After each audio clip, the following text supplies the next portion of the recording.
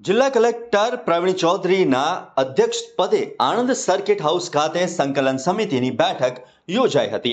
જિલ્લા કલેક્ટર પ્રવીણ ચૌધરીએ સંકલન સમિતિના અધિકારીઓને જનપ્રતિનિધિઓના પ્રજાલક્ષી પ્રશ્નોનું નિયત સમય મર્યાદામાં હકારાત્મક નિકાલ કરવા માટે તાકીદ કરી હતી।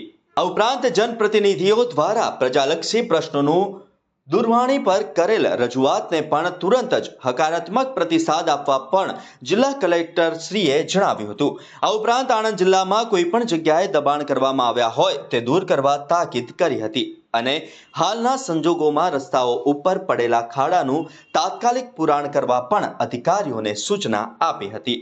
જિલ્લા કલેક્ટરે સંકલન સમિતિના અધિકારીઓને તાલુકામાં આવેલા ગ્રામ્ય વિસ્તારોમાં આવેલ પ્રાથમિક શાળા, વ્યાજબી ભાવની દુકાન, આરોગ્યની સુવિધા, આંગણવાડી સહિતની માળખાકીય સુવિધાઓ ગ્રાઉન્ડ લેવલે નિરીક્ષણ કરીને હકીકતલક્ષી અહેવાલ રજૂ કરવા પણ જણાવ્યું હતું।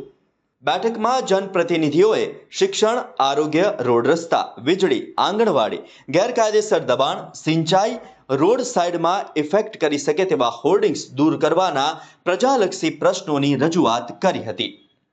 આ બેઠકમાં જિલ્લા પંચાયત પ્રમુખ હસમુખ પટેલ, સંસદ સભ્ય મિતેશ પટેલ, બોરસદના ધારાસભ્ય અને વિધાનસભાના નાયબ મુખ્ય દંડક રમણ સોલંકી, ધારાસભ્યો સર્વશ્રી અને કમલેશ પટેલ, અમિત ચાવડા, નિવાસી અધિક કલેક્ટર ઋતુરાજ દેસાઈ સહિત સંકલન સમિતિના અમલીકરણ અધિકારીઓ ઉપસ્થિત રહ્યા હતા।